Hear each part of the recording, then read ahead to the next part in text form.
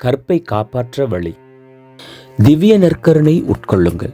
வேத கலாபனையின் காலத்தில் ரோமை நகரில் சோபியா என்ற ஒரு கிறிஸ்தவ பெண் வாழ்ந்து வந்தாள். அவளுக்கு 3 பெண் குழந்தைகள். அவர்கள் ஒவ்வொருவருக்கும் தேவ சம்பந்தமான புண்ணியங்களில் ஒன்றை பேராக கொடுத்திருந்தாள்: விசுவாசம், நம்பிக்கை மற்றும் சிநேகம். ஒரு நாள் சோபியா கிறிஸ்தவள் என்று குற்றம் சாட்டப்பட்டு அவளுடைய மக்களோடு நீதிபதியிடம் இழுத்துச் செல்லப்பட்டாள். அந்த நீதிபதி 12 வயதான மூத்த மகள் விசுவாசத்தை கூப்பிட்டு விக்கிரகங்களுக்கு ஆராதனை செலுத்த கட்டளையிட்டான். இதை செய்ய மறுப்பாளாகில் அவளுக்கு சாட்டையடிகள் கிடைக்கும். அதற்கு அந்த குழந்தை, என் பெயர் விசுவாசம், நான் உண்மையான இறைவனை மட்டுமே விசுவசித்து அவர் ஒருவரையே ஆராதிக்கிறேன் என்று வீரமாக பதிலளித்தாள். எதிர்பாராத இந்த பதிலை கேட்டு நீதிபதி கோபமடைந்து குரூரமாக கசையால் அடிக்கச் சொன்னான்.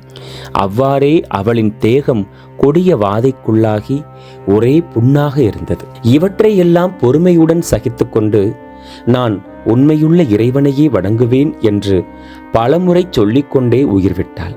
பின் நீதிபதி 10 வயதான நம்பிக்கையை அழைத்து விக்கிரகங்களுக்கு தூபம் காட்ட கற்பித்தான். அவள் மறுக்கவே மரண தண்டனை விதிக்கப்பட்டது. உடனே சேவகர்கள் அவளை வேதனை எந்திரத்தில் கிடைத்து அவளுடைய எலும்புகளை நொறுக்கினார்கள். அவளின் சதையை இரும்பு முட்களால் கிழித்து இறுதியில் அவளின் தலையை வெட்டினார்கள்.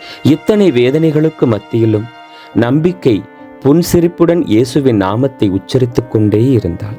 அவள் உயிர் நீத்த பின் 8 வயதுள்ள கடைசி குழந்தையை கூப்பிட்டு அன்பு காட்டுவது போல் நடித்து அவள் விக்கிரகங்களுக்கு தூபம் காட்டினால் சும்மா விட்டுவிடுவதாக கூறினாள். சிறு குழந்தையோ துடுக்காக, என் அம்மா என்னை சிநேகம் என்று அழைத்து வந்தால் நான் உண்மையான இறைவனையே நேசிக்க வேண்டுமென்று கற்றுக் கொடுத்தாள். நானும் என் சகோதரிகளைப் போல் இறைவனுக்காக இறக்க தயாராக இருக்கிறேன் என்றாள். உடனே நீதிபதி அவள் முன்பாக பெரிய நெருப்பு ஒன்றை மூட்டும்படி கட்டளையிட்டான். குழந்தை அதை பார்த்து அஞ்சாமல், தன் தேவசிநேகம் நெருப்பை விட அதிகம் ஜுவாலித்து எரிகிறது என்று சொன்னாள். உடனே அவளை நெருப்பில் எறிந்தார்கள். அங்கு நின்ற அஞ்ஞானிகள் அதிக ஆச்சரியமடைந்து ஒருவரோடு ஒருவரிடம், இந்த கிறிஸ்தவர்கள் யார்? இவ்வித கொடூர வாதனைகளை அனுபவிக்க அவர்களுக்கு சக்தி கொடுப்பது எது என்று தங்களுக்குள்ளே கேட்டுக்கொண்டார்கள். அதற்கு பதில் அவர்களுக்கு தெரியவில்லை. ஆனால் நமக்கு தெரியும், அது திவ்ய நற்கருணையே. அதில் மெய்யாகவே எழுந்தருளியிருக்கும் இயேசுவே அவர்கள் இருதயத்தில் பிரவேசித்து அவர்கள் துன்ப வேதனை அனுபவிப்பதற்கும் மரிப்பதற்கும் சக்தியை கொடுத்தார். பரிசுத்த வாழ்வு கெட்டுப்போயிருந்த பழங்காலத்து ரோமையில் கன்னியர்கள் கற்புடன் வாழ சக்தி அளித்தார். கன்னியர்களின் கற்பை கண்கூடாக கண்ட அஞ்ஞானிகள் என்ன நினைத்தனர் தெரியுமா? கன்னியர் அவர்களுடைய கற்பை காப்பாற்றுவதற்கு யாரும் அறியாத ஒரு இரகசியமான ஆகாரம் அவர்களுக்கு இருந்தது என்று நினைத்தார்கள். ஆம், அவர்களுக்கு அவ்வித உணவு இருந்தது உண்மைதான். அது தேவ நற்கருணையே. இந்த சர்ப்பிரசாதம் சக்தியின் ஊற்றும் கற்பின் ஊரணியுமாக இருக்கிறது.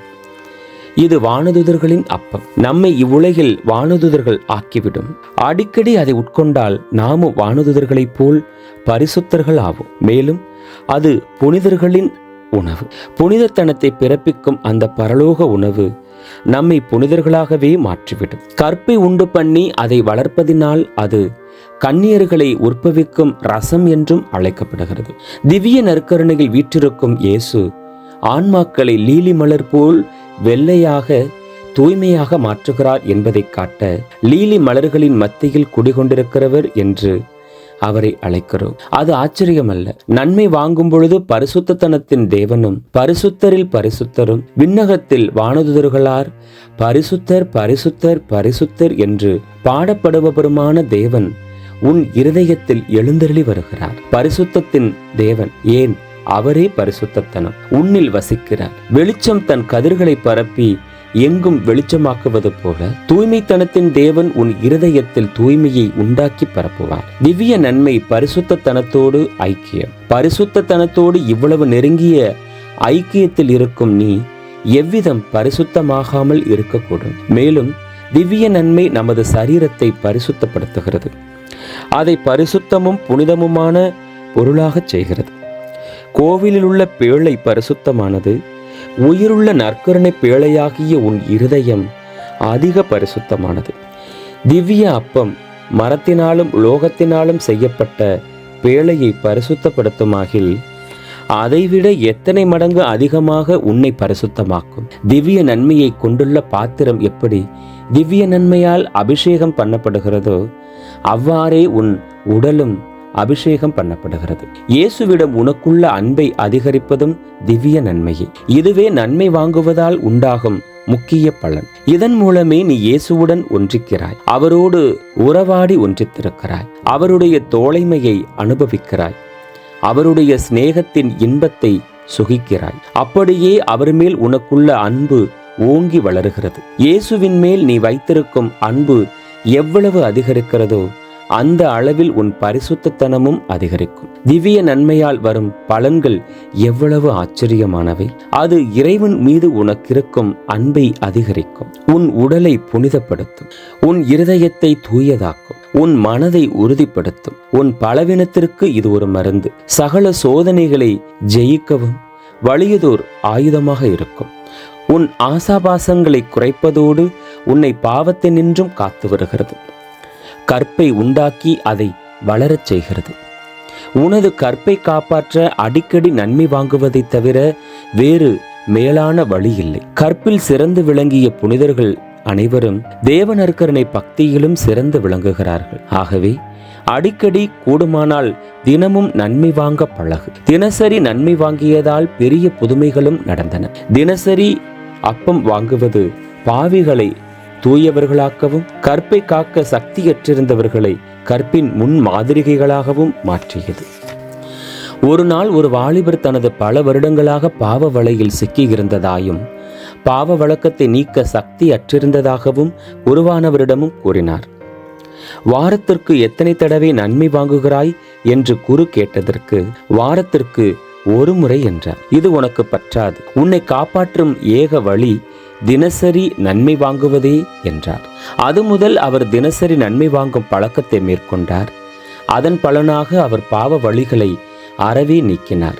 அப்பாவங்களை அதற்கு பின் செய்ததே கிடையாது. சிறிது நாள் கழித்து அவர் அக்குருவானவரிடம் வந்து தான் தனது முந்திய பாவங்களுக்கு பரிகாரமாக ஒருபோதும் திருமணம் செய்வதில்லை என்றும் அதற்கு பதிலாக கடினமான துறவற சபை ஒன்றில் சேர தீர்மானித்து விட்டதாகவும் கூறினார். அதே சமயம் தான் தனது உடலை வழக்கமாக அடித்து வந்த ஒரு கசையை குருவிடம் காட்டினார். தினசரி நன்மை அவரின் இருதயத்தில் கற்பென்னும் புண்ணியத்தை திரும்பவும் புதுப்பித்ததுமன்றி உத்தமத்தனத்தில் ஓங்கி வளர வழியையும் காண்பித்தது. உனக்கு கற்பை காப்பாற்ற கஷ்டமாய் தோன்றுகிறதா?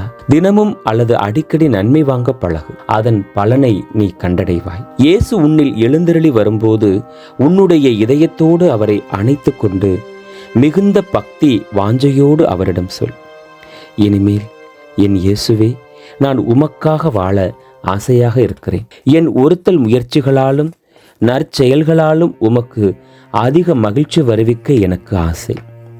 ஒரு நண்பனிடம் பேசுவது போல அவரிடம் பேசு. உன் உற்ற தோழனோடு நேரம் போவது உனக்கு தெரியவில்லை அல்லவா? உன் நண்பனோடு பேச உனக்கு எவ்வளவு ஆசை. அவ்விதமே உன்னில் எழுந்தருளியுள்ள இயேசுவோடு ஒரு நண்பனிடம் பேசுவது போல் பேசு. உன் பாவத்தால் ஒருபோதும் அவரை விட்டு பிரியாதிருக்கவும் அவரது அருளின் அந்தஸ்தில் நிலைத்திருக்கவும் பரிசுத்தமாக இருக்கவும் அவரிடம் விரும்பி கீழ். இயேசுவின் ஆன்மாவே என்னை புனிதமாக்கும். இயேசுவின் சரீரமே எனக்கு சக்தி அளித்தருளும். இயேசுவின் திருரத்தமே என்னை கழுவியருளும். வானதுதர்களின் அப்பமே நான் ஒரு வானதுதர் போல் வாழச் செய்தருளும். ஆமென்.